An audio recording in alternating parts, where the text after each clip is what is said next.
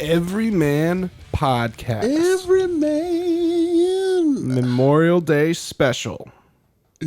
How you doing, Daryl Campbell, my brother? Oh man, I'm just I'm blessed and highly favored, bro. I'm with my brother Jay. That's right. You know, we're doing everyman stuff every man way every day.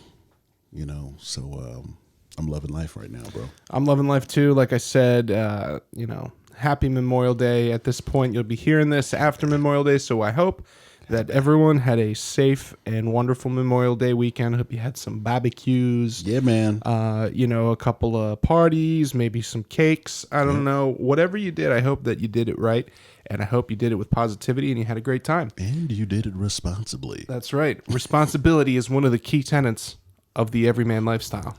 I also hope you did it with Mountain Dew, because that's what I'm doing right now. Well, the Everyman Podcast is always fueled by the dew, and we'll definitely be cracking a few cans as we advance through our Memorial Day celebration here today. So we're talked to Mr. Tank Johnson, former NFL defensive tackle for the Chicago Bears, Dallas Cowboys, and Cincinnati Bengals.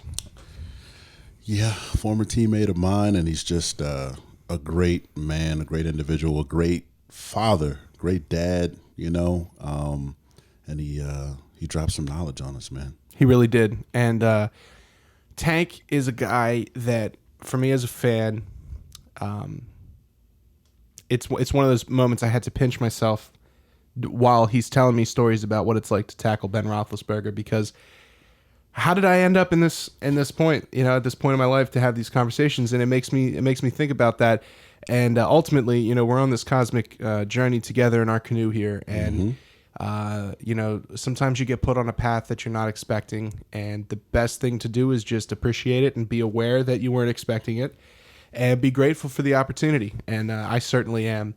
And in this episode here, you're going to hear Tank talk about life as a rookie coming in with expectations, as a second-round draft pick, coming in with Hall of Famers like Brian Urlacher behind him, being an early contributor on one of the greatest defenses of all time statistically. I mean, it's not even it's not hyperbole. I mean, that Bears team that went to the Super Bowl, that is one of the best defensive units that have ever been assembled, and he was right there, part of it. So you get to hear what that journey was like and what it was like when it was time to hang up the cleats. And I think he really got real with us and really shed some light on that. So I think if you're a fan of football, if you're a fan of the Bears or Bengals, or even if you're not, you get a real perspective on what it's like to be the everyman in the NFL.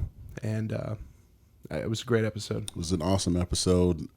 Also key in on just how unbelievably aware he is, not only as my brother Jay alluded to with respect to being on the field, but just also as a person. You know what I mean? As also as, harboring that innocence as a fan from a young age to, even his words, just, saying that he's incredibly fortunate to be that fan and don an NFL uniform and be a fan while he's playing the game amongst other giant toddlers like my former self. So it was just awesome to be able to tap into that, to hear that. And I think, just as we are always riding that cosmic canoe of positivity with respect to the podcast, but for all of our listeners out there, I think you'll learn a thing or two.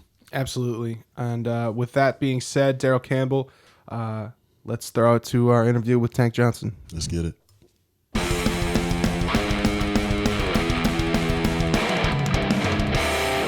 We're here today on the Everyman Podcast with former NFL defensive tackle Tank Johnson. Tank, how you doing, bro?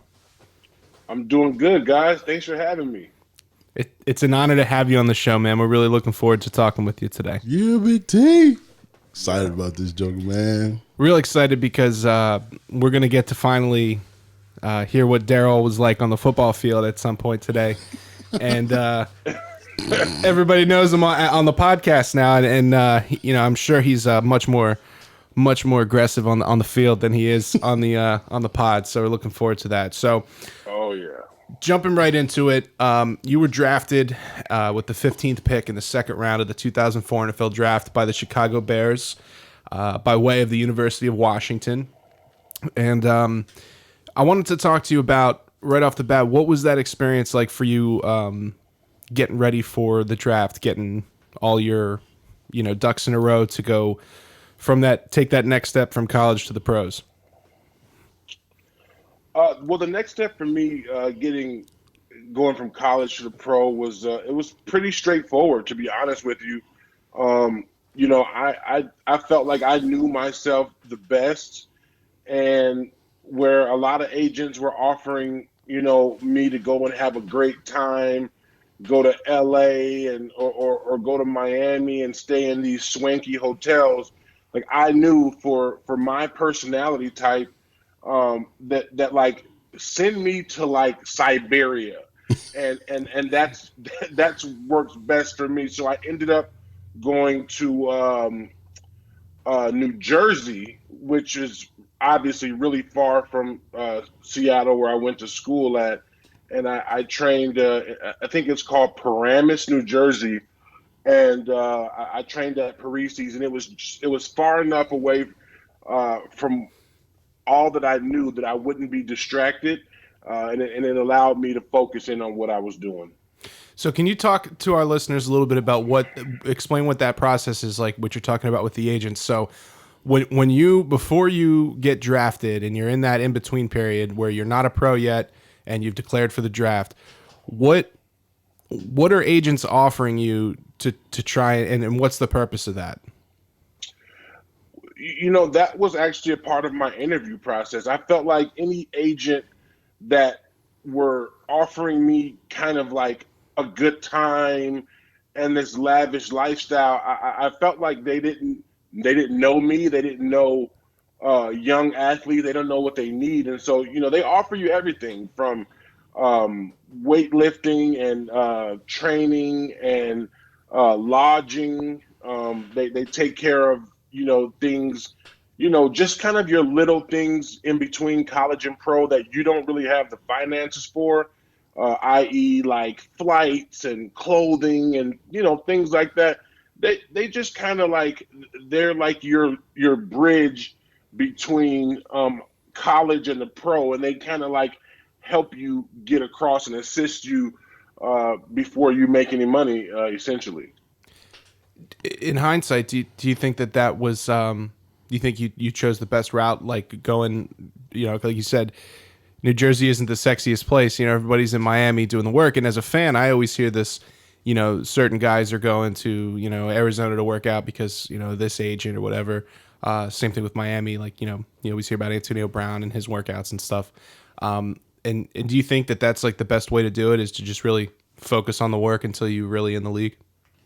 Yeah, I mean, if you can just get in an environment where you can just put your head down and work, like there's so many things that are offered to you. I mean, there's because it's around New Year's, January and February, so like around that time, there's obviously the Super Bowl, there's obviously the Pro Bowl, and there's all these things that you're close to getting there, but you're not quite there. And a lot of guys, I feel like they jump into living that lifestyle, which you got to have the uniform, of course. So you got to have the nice watch, you got to have the nice clothes, you got to have the nice car, and you haven't really earned any money yet. And so, looking back on it, I feel like I gave myself the best chance to be drafted and to focus during that 3 month time.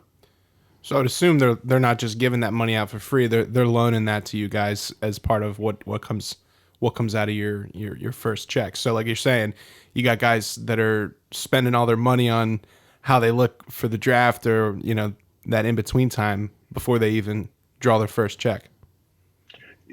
Yeah, it depends on how good you are. For me, a guy who was supposed to be, you know, mid to late first round, early second round, um, they bought. I think I bought some. One purchase before the draft was a car. which I felt like I deserved it, and I actually bought that for about $50,000 before the draft. But even signing for that was surreal because I had essentially um, already depleted my future checks. So it was like it was kind of overwhelming, but it added just enough pressure for me to just keep my head down and working. Yeah, I always like to have a deadline like that too. It always helps me work. It's awesome, man. Gotta have those hard goals for you. You know what I'm saying? 100%, 100%. So once you're drafted, what's like the first step there for somebody that's a second round pick? So again, as a fan's perspective, my idea is that guys are generally safe-ish if you're like first to third round, and then those other guys are really kind of on the grind to make the team. So did you feel like you were on the roster with the Bears when you got drafted, or do you feel like you were going to have to work? I mean, I knew that I was on the team because of the investment that they made in me. But just the environment that I went into, I knew I had to work.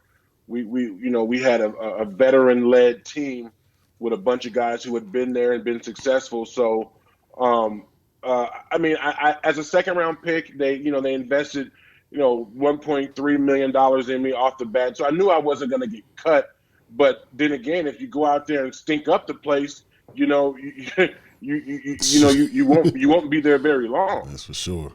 Yeah, you gotta it's one thing to get there, but really staying there is the tough part, which is what I, getting to know Daryl and some of the other guests we've had on that have played in the league. That really seems to be the common thread. Yeah, I gotta jump in on that one real quick second too, and just to speak on Tank and just for all the listeners and those out there, yeah, he was a second round draft pick, but he came to work, like a lunch pail kid. He came to put in the work and do everything he possibly could to, master his craft. So a little Mountain Dew in my throat right there, but gotta have the dew. For the most part, Tank came to work every day. I know even while I was there watching him, because I know that first year I had my ACL, was trying to come back from it. Watching him, watching Tommy and everything they did, unbelievable body control with these two cats. But for the most part, Tank came in ready to work and put people down when he had to. So it wasn't just one of those things where he came in like, hey, I'm safe just because I'm a second round pick. He came in like, hey, I came to earn my job. So, yeah. Definitely. Yeah, you always want to come in humble and ready to do the hard work. That's the way you get the most long-term success. So you mentioned coming into a veteran-laden team, and you had a lot of NFL experience on that coaching staff as well. So what was it like coming in as a rookie, and you've got, Brian Urlacher, who's at that point, he's pretty much in his prime, and, he was just coming off Defensive Player of the Year, yeah, I believe, right? Yeah. 2000. No, actually, he won it after we got there. Oh, okay. I thought he was 04. My apologies. But still, be viewed as one of the best to ever do it at that time. Still, so was that intimidating when you came in into that locker room for the first time? I wouldn't say intimidating. I would just say that first of all, it's always great to have good leaders, and there's an accountability factor there that that those guys will not settle for average. Those guys will allow you to be young, but you cannot make the same mistake over and over when you have those type of guys behind you and they expect so much of you. So it was just one of those. It was one of those situations where, as a young player, you didn't want to let those guys down, and you also wanted to showcase your talent going forward. Now, when you say that they don't want to see that they hold you to a high standard, is that really what the key is, you think, to these successful teams and franchises? Because we talk a lot about what makes these certain franchises successful year over year, decade after decade, like the Bears, the Packers, the Steelers, the Giants, the Patriots, these teams that invest through the draft and then they have veterans to hold a standard. So do you think that that's what was going on there, that they were just like, no, this is how we play Bears football, and that's why you were able to come in and really contribute, on a squad that was one of the all-time greats? Yeah, I mean, I was just talking to a couple of my buddies about this. It's the culture that you go into. I had friends. I won't say their names, but they went into a culture that put them on a bad trajectory just because the culture that they came into was kind of toxic. The veterans weren't really there to help the young guys out, and I went to a culture that, wins or loss aside, you're going to respect the game. You're going to play the game the right way, and you're gonna fight until the clock hits zero. And if you do that, you're gonna give yourself a chance. And that's kind of the belief that they put into us. Do you think that? So when you're saying that some guys get into in a situation where the culture is not there, you think that that's like, how much of that is important to winning? Do you think is that 50%? Is that 75%? Or where do you think that stacks up? So if you've got the leadership from the top down, and then that culture, where do you think that comes in? Well, in terms of wins and losses, I think it's 50%. And in terms of prolonging your career, I say it's the other 50%. If you go into a good culture and you learn good habits, you've got a chance to play a longer career. And on the same side, if you go into a culture that practices the good habits, you'll have a chance at winning. And I always tell people during our Super Bowl run season, the football gods blessed us like no other. I mean, there was times where I would get a sack and I would knock the ball out of a guy's hand, and it would literally, bounce right between the other team's legs, bounce the wrong way, and all of a sudden the ball would just bounce right into our hands. And I really always felt like it's because we honored the game the correct way, and the football gods were making the ball bounce our way. And I remember when I played for the Cowboys, we could never get a ball to bounce our way. We could never. I mean, we would get the sack, and you would be the only person around, and somehow the ball would bounce to the other team. And I knew that the cultures in Dallas versus Chicago were so different, and I felt like the football gods were trying to tell us something. That's funny you say that. Daryl and I talk about this thing. We call it the Cosmic Canoe. The Cosmic, baby. That the Everyman podcast that we're on together, this journey. And to explain what that is it's like we're in a stream of consciousness together, Daryl and I, working towards this goal of enriching people's lives through education and interviews and just, good information and positivity. And every time we put our oar down in the water, to propel ourselves forward towards that goal, we bring up some more magic with us, and it just propels us forward. And it's like, sure. It's like, how much of that are you in control of by simple, having that work ethic, having the culture like you're talking about? And, whether you're starting a podcast, starting a new job, a rookie coming into the NFL, you have to have that mindset that you're going to do the hard work and you're going to have success. And it seems like that's what it's all about. Yeah. And that's the culture you come into. And that's why, I'd like to, make that point clear, is because as a rookie, you don't really have a lot of say in what's going on around you. So if the guys who are leading you in the right direction, then that's the best thing a rookie could ever have. So you're kind of just mouth quiet, ears open when you're a rookie, just trying to and absorb it all in and speak when spoken to kind of deal? 100%. You're just, your head down, keep chopping, speak when spoken to. It's that environment. And, we're all grown men. And of course, we could all say, to hell with carrying pads and I'm not doing this and doing that. But it's about kind of just going through the process of paying your dues, and earning respect. And and so as a rookie, you're just there to contribute until you're told otherwise. Hey, Big T, I got to ask you a question real quick. So What up?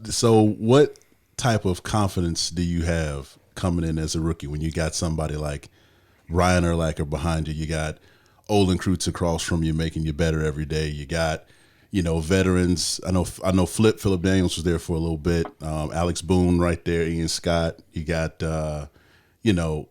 Tommy next to you. What type of confidence do you have knowing that coming into the right culture, going into their game, game in and game out with the skill set that you have? I mean, does it has to make you feel like, you know what, I can do just about anything I want out here and still be successful. Yeah, I mean, I remember when I would make mistakes, and I would be so afraid about the mistakes that I made, and Brian would tell me, I don't care if you make a mistake, whichever way you go, just pick a side and go 100 miles an hour. And I was like, wait, even if I'm wrong, I'm right. And that's not the case in college. Coach says be in this gap, you're in this gap. And when you're playing with Hall of Famers behind you, he's just saying, hey, just go hard.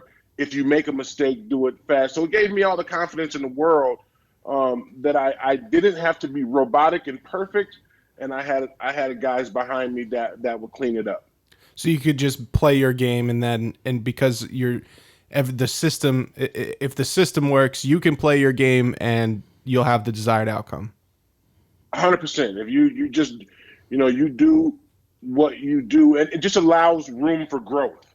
It allows room for, one thing that can hinder a young player's longevity is being anxious, having that anxiety to make a mistake almost paralyzes you on the field. And if you don't have that, you've got a chance to work through all the tough times and really hone in on your skills.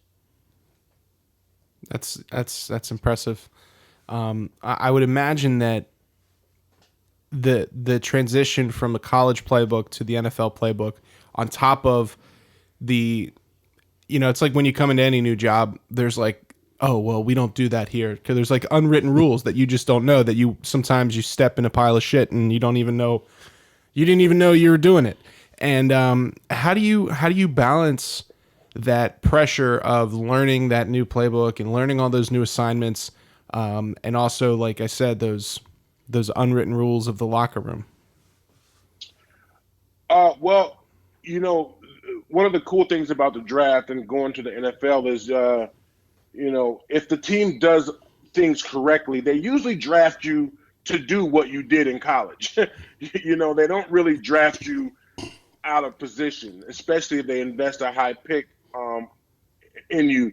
So for me, it was just learning the same things, called a different thing. And the only difference with the NFL is you will learn a blitz in April, and they will call that shit in December, and you will have to be like, okay, we did that in the summertime, versus in college, you really practice what you're going to do that week. And in terms of the locker room culture, that's the fun part. That's what retired guys miss, is that locker room environment. And so it's not necessarily a challenge adapting to the culture, because it's usually pretty straightforward. But it's that part of the game that really means most to guys once they step away. So that's a perfect opportunity for you to tell us a little bit about what it was like as having Daryl Campbell as a teammate, because people have really gotten to know Daryl on the podcast, and as an interviewer, as a professional, as somebody who loves Mountain Dew. But I'm curious to hear from somebody who was there, what he was like as a teammate and football player. Well, I tell you, first things first is that anytime you get a group of guys that come out of Notre Dame, they're going to be very intelligent guys. They're going to be very layered men in terms of, football is not the only thing that they do. And so, that's one thing that playing in the NFL over years that I've learned about Notre Dame guys, and DC was no different. DC, you instantly knew that he was an intelligent guy, and there was more to him than just football. But, when he was on the field and he played the game, I tell you what, everything that he did it heavy-handed,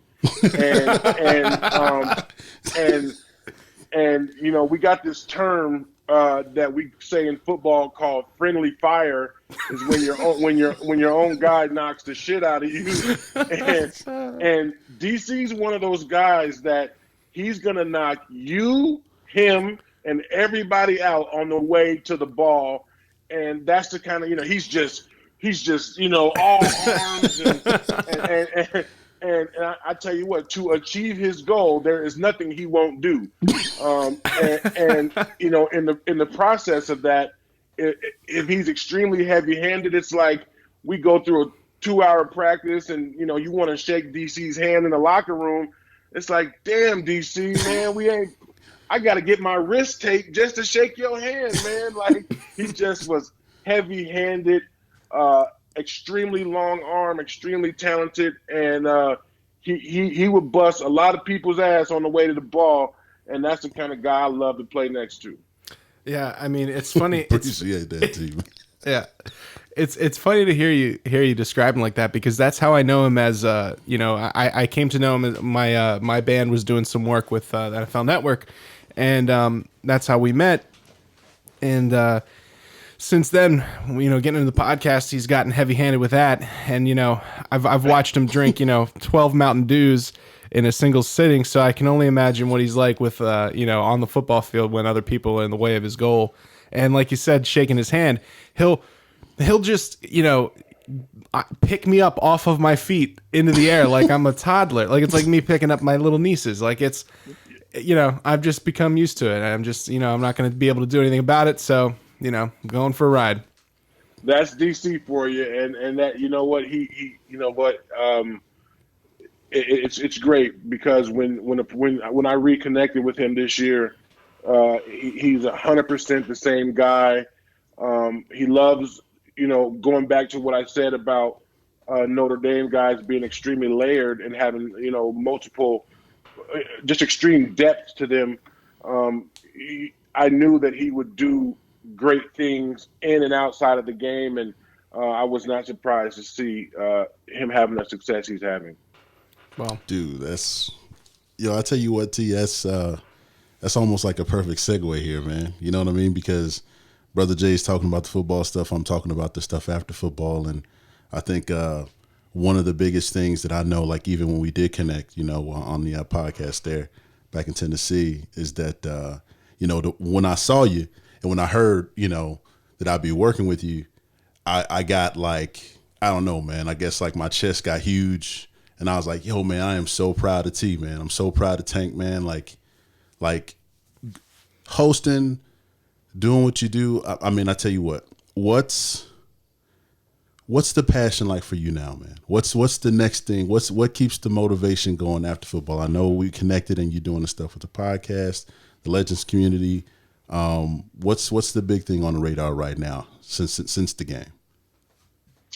Yeah, I mean, a lot of times when a player retires from football, you go through this kind of period of being lost, because when you play sports your whole life, you cultivate a certain skill set that works within the framework of a team, and then you retire and you kind of feel like you lose the team, and so you're always kind of searching for that next team to be a part of, to add value to, and there are ups and downs when you realize, when you step out of a locker room, because every team that's out there may not be the team for you, and so I think a lot of players go through that to find out what's the best team to be on after football. But for me, having the challenges, just the life experiences that I had. I knew that I was better than my experiences.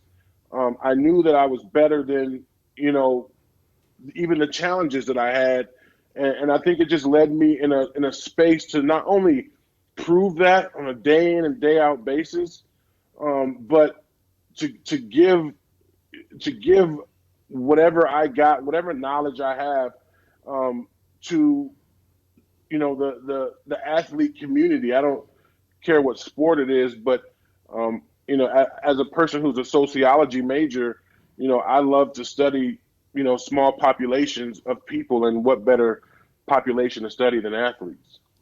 That's awesome. That's awesome. We talk about that. You talk about that aspect of team and finding your next team. I was fortunate enough to when I got through playing, I had Mark Trestman, who was my head coach out in Montreal with the Alouettes. He had a best friend in Greg Cosell at NFL Films, and just like you, T, I didn't know what my next thing was that I wanted to do. I knew that I was good with technology. I knew my major was computer science, but it's just like you say, when you've been doing football for the better portion of your life, what do you do when you don't do football? You know what I mean? So for me, just like you, what's the next team? And I think by the grace of God, with Trestman talking to Greg Cosell and then me coming to NFL Films to just kind of find my way and find my new team, and then subsequently reconnect with you, one of my former teammates, and to actually do things with my former teammate, and have some more layered experiences, like you said, with respect to things that revolve around player engagement.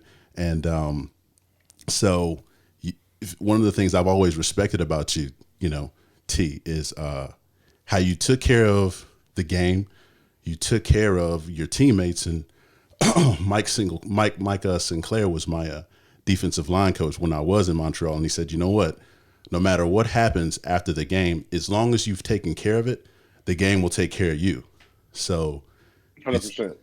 100%. And with that being said, I've always respected how you've taken care of the game, and then even more so, and we talked about this in Tennessee, how you're a devout family man, how you love your daughters, how important that is for you. And I just love that about you, man. And can you talk a little bit more about the home team? You know what I mean? Your daughters, your family, what that means to you and how important that is for you. Yeah, I mean, my family is my life, and I just, for my situation, I just always wanted to be there for my family, and I remember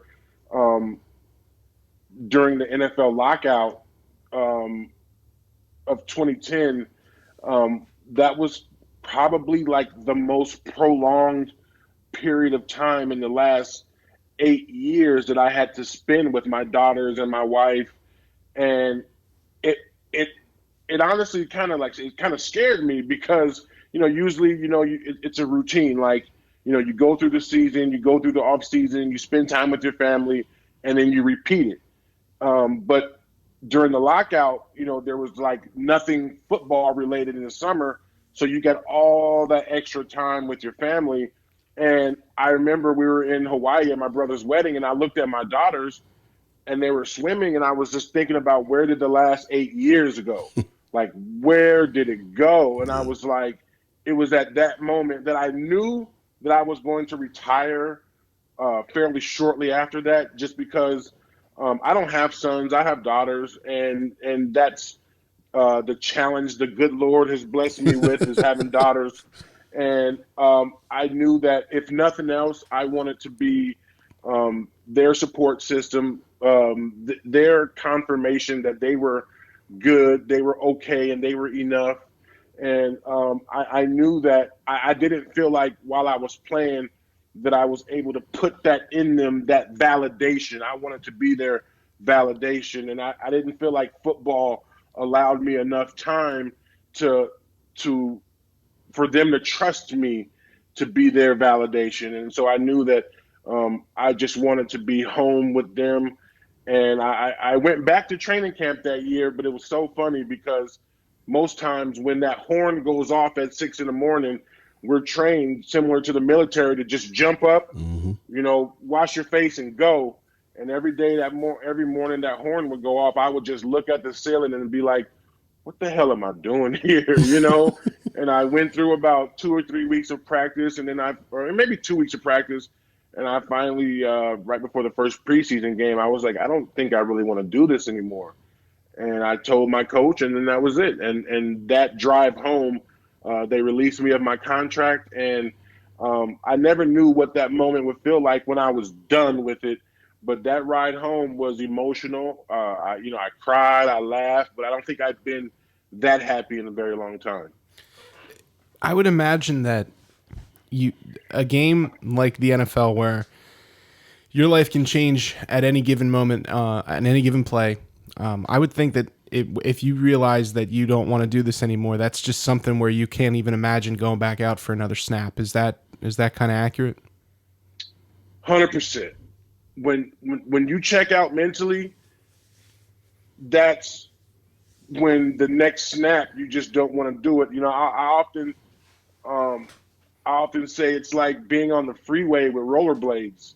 It's Yeah. like I should not be out here with these damn. It's just like I should not be out here. So the second your mind's made up, I think that's the time you should walk away because if you're not all the way dialed in, bad things can happen.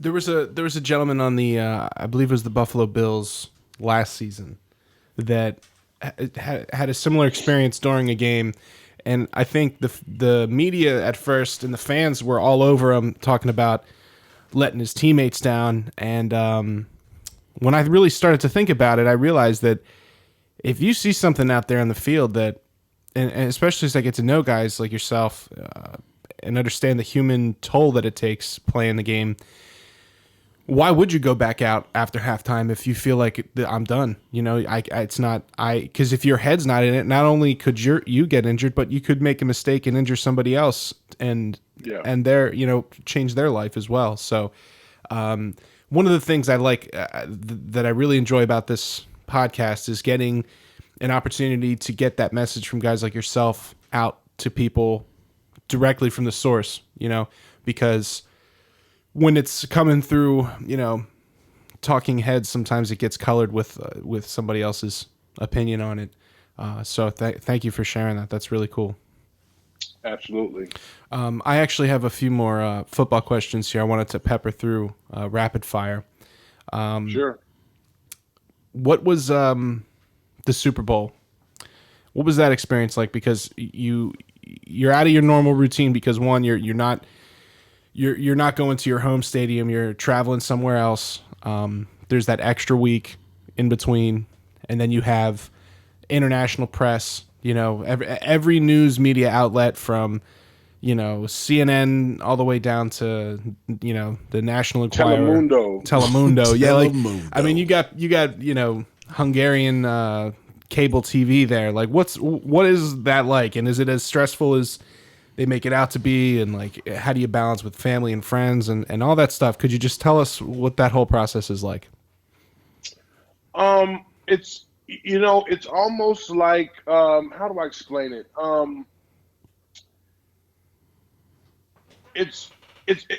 I would equate it to being like if you were ever to get a chance to be like behind the scenes at like the Grammys, right? So like we watch the production on TV, we see all that goes into it, and we kind of see it go off without a glitch. But imagine if you were backstage and you were watching the handlers run around and tell the celebrities, you got 5 seconds and be on this mark and do that. Like, that's what it's like being in the Super Bowl because you're actually a part of the biggest show, the biggest sports game in the world, and you're getting to see how it's made, and you're getting to see, like, from a behind-the-scenes standpoint, like, what makes it so big. How, you'll just be walking, talking to a friend, and then you'll see, like, ESPN cover it. Oh, they're enjoying their week at the Super Bowl, and it's like, wow, they just made a story out of me walking to a meeting room, and so that's kind of the first thing that I think about it. Like, I've been to so many Super Bowls and watched them, and it's fast paced and everything seems so perfect and cool. But imagine being behind the scenes and watching it develop. That was really special. And one of the things that hit me when I ran on the field at the Super Bowl was, this absolutely is the last game of the year. Like, I don't care what happens. I don't care what takes place. This is the last two standing teams. And that is one hell of a feeling. Awesome. When you take that in and realize, like, no matter what, this is it. This is the last game. And that's a feeling, like, you don't get to feel that very often unless you're the Patriots. Yeah, and I think even for them, I hope they still have a little bit of that wonder. So you're as a fan too, as somebody who grew up as a fan of football, you're like, wow, I'm a part of this, and I'm running out on the field. Like, you have a bit of that self-awareness there. 100%. I don't think people understand. One thing I think people should understand the most is that we're simply just fans. Athletes are fans. We're fans of each other. We're fans of the game. But everyone makes us out to be so cool. But as you see nowadays with the jersey swap between guys after the games and in the NFL and the NBA, like, we're nothing more than big kids that got a real chance to live out our dreams. But we're fans at our heart, and we get just as giddy as a two-year-old little girl who's doing that. So yeah, that's awesome, and I think that translates and that comes through, and that's what helps fans connect to athletes more, is when they see that you guys are fans just like we are, and that you have the same appreciation for the franchises that we do. And which brings me to something else I wanted to talk to you about, which is rivalries. So I'm a huge Steelers fan. My family's from Pittsburgh, and the Steelers, as a Steelers fan, that's kind of something that you inherit from your family. And the Chicago Bears are another one of those franchises. And Daryl sent me an awesome picture of you getting your hands all over Brett Favre. Yeah, buddy. And I'm looking at that photo, and I'm just thinking, like, one, man, like, how did I end up in this position to be talking to you about this, tackling Brett Favre? But what is it like you said, now that I understand that you're just a big fan, you respect the game, you're a historian of the game. What's it like for you to be, you got your hand in the dirt, you're doing something you've been doing since you're 5, but when you look up, it's Brett Favre on the other side, and it's like, I mean, what is that like? And then what's it like sacking him? And I mean, like, that's somebody who's like one of the few faces of the NFL, like, history. And what's it like to be a part of that, a moment of that? You know what? It's obviously, I'm very privileged. I'm very thankful. And playing against Brett Favre is like playing on, it's like playing on recess. He says the same shit that you think he'd say. You didn't hit me hard enough. You're too slow, big boy, or goddamn Tank, you got me. He's the type of guy that can make a long-standing, bitter rivalry hilarious. He's just, he's the kind of guy you want to chase. You want to get him down, but you know what? Guys like Brett made the game fun. He was one of the last true characters in the game that was really true to himself. Didn't take himself too serious, and I was very privileged to play against him. So do you save that reflection and that awareness for the ride home, and you're just in the zone when you're on the field, and then later on you're reflecting on the fact that you just sacked Brett Favre? To be honest with you, I can speak for myself. Like I didn't really have very much reflection while I was playing. It's when I retired, and you're going through stuff at your dad's house or your mom's house, and you're looking and you're like, holy cow! Like, I've really been a part of some cool moments in football. It was funny. They were talking about this week about Peyton Manning becoming the GM of the Jets or not. And they kept replaying when I missed a sack on him in the Super Bowl. And that moment haunted me until he won his next Super Bowl with the Broncos. But they just kept replaying it and replaying it. And, it was like, hey, I was there in that moment. I missed the sack, but, man, what a time to be alive. It's awesome. That's incredible.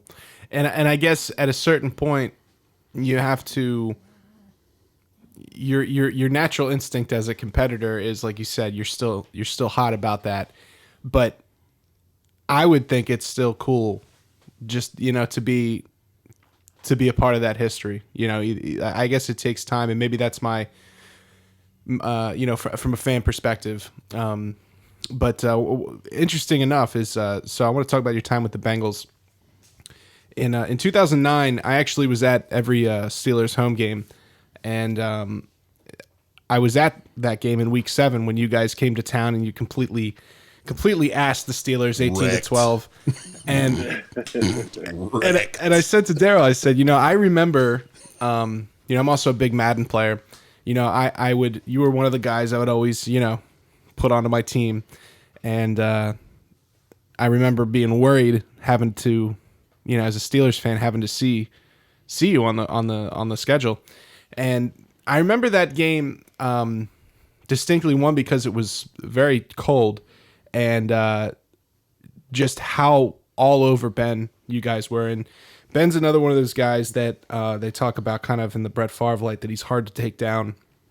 And I would like to know what similarities did you see, like being involved in that Steelers-Bengals rivalry? Because that's, as the media says, that's one of the hardest hitting games of the year, along with the Steelers-Ravens or Bears-Packers. So having played in two big-time NFL rivalry games, was it up to that par, that Steelers-Bengals? And also, is it really that hard taking down Roethlisberger? And what's he like on the field and playing against him? The AFC North, it's a double chin strap division. You don't want to be out there without your mouthpiece. You don't want to be out there with your chin strap half-ass buttoned up, because someone's going to rearrange it for you. And, that's being a part of that rivalry was just so fun. And one of the things that I'm most proud in my whole career about is helping change the culture in Cincinnati, was during that time. And we were almost like a little brother to the Steelers, and I just remember telling those guys, like, hey, you know what? We're gonna go out there, we're gonna play hard, and we're gonna do our thing, and we're gonna let the chips fall there where they may. But one thing we're not gonna be is scared or have this kind of inferior feeling to them. And I just remember relentlessly taking off against their offensive linemen and just giving them all that they could handle, and it ultimately led to us being in a good shape. And it's just a rivalry that you just got to love to be a part of. And in terms of Big Ben, Big Ben's a throwback. I was lucky enough to play against Dante Culpepper, and Big Ben is probably very similar in terms of how hard it is to take him down. I've seen Culpepper throw a 60-yard touchdown to Randy Moss with a grown man hanging on his body, and Big Ben is exactly the same, and he's probably a lot more polished quarterback than Dante was, but he was, he's just like trying to take a tree down. He's not a guy that you want to hit low and kind of give yourself one shot. You want to actually try to get to him and wrap up his throwing arm first, and then kind of like rugby tackle him to pull him down. Because other than that, if you give yourself one shot, Big Ben's gonna make you look foolish. Wow, Yeah. that's awesome. That's yeah. I wouldn't want to hit him low either, and that's funny you say that about Dante Culpepper. He was one of my favorite guys to watch in the league as well. I always loved. I always felt like he got a. It sucks how his career went. Would have loved to seen him play longer. That those teams there, the Bengals and the Ravens at that time, those were some really hard-hitting personalities that you had in that division on both sides of the ball. I mean, you had to worry about somebody like Hines Ward coming by and breaking your jaw on a block during that period of time. So, but another question I had for you was being in the locker room with Ocho Cinco. Is he as fun a character as he seems? Yeah. Chad was he's a great guy, funny character, but I think where people sell Chad a little bit short is he's extremely intelligent. He's a guy from Miami, and we were in a very small market. And if Chad played in New York or Chicago, I mean, he'd have so many opportunities off the field that it would rival football in terms of the time. Yep. And so he created a media market for himself. He created a revenue stream for himself, and that's there's a lot to be said about his smarts. And you know what, football has a ton of different characters and personalities, and it's all about whatever you have to do to motivate yourself. And as a receiver, you got to be the most ultimate confident person there is, and I never had a problem with that. And so, Ocho Cinco was one of a kind, very special guy.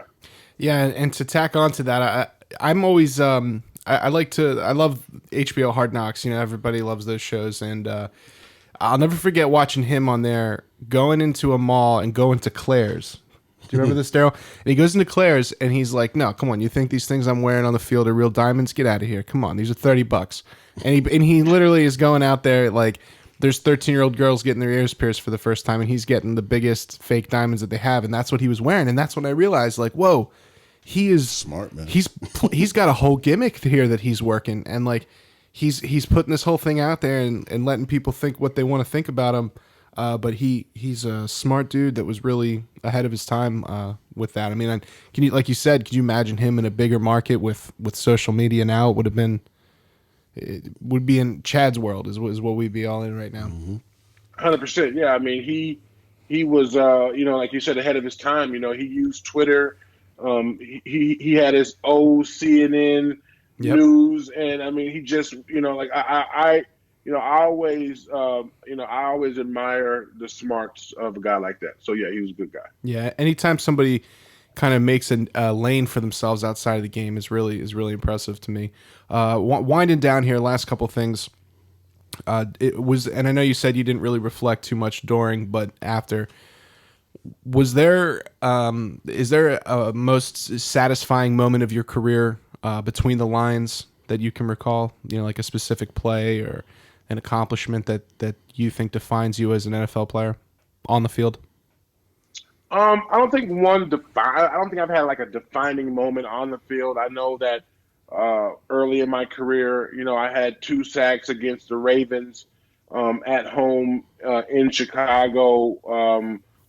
Hell of a feeling to, make those crazy Chicago fans just go nuts and to literally have them on a string. You're telling them, let's go, and they're going crazy. So you kind of feel like you're an conductor of an orchestra for that one moment, and it's a great feeling. That's awesome. I got to imagine that the stadium is like shaking down on the field when you've got, 75,000 insane people that have been drinking since 9 a.m. that are enjoying that second sack. Exactly. Like, game closing sack, you're watching just people out there shit face. You just can't wait to get with them and get shit face yourself. And it's just it's a great feeling to run off that field and people are seeing your name on the big Tron. That's a great feeling. Incredible. Big T, this will probably be the last one here, man. Question for you. Knowing everything you know now, all the moments, your entire career, all the things that you're doing now, what would you say to young men, young athletes that have aspirations for the league or just aspirations for something better? What would you say to them to encourage them, motivate them, kind of project them forward, if you will? The one thing that I always love to tell people is to set short and long-term goals, and that is probably the most satisfying feeling that you'll have in your life is when you watch yourself accomplish a goal. I don't care whatever it is, and the way that you can really hold yourself accountable is to be a goal-setting person, and so any person striving for something, I would just tell them to set short and long-term goals and watch how happy it makes you when you accomplish those goals. That's awesome. That's awesome. I think it was one quote that said, especially piggybacking off of that, is goals are dreams with a deadline. So I love how you think, Big T, and I appreciate you being on the show, man. Thanks for having me, guys. Obviously I was looking forward to it, and hope it comes out good. Yeah, Tank, this has been a wonderful, wonderful conversation with you, and thanks for giving us an insight onto what Daryl is like on the field, and really that. I mean, you gave us a soup to nuts, first person perspective on everything from getting ready for the draft to playing in the Super Bowl, and can't thank you enough. So we wish you the best, and we hope to have you on again in the future. And thank you for joining us, Tank. Yeah, thanks, guys.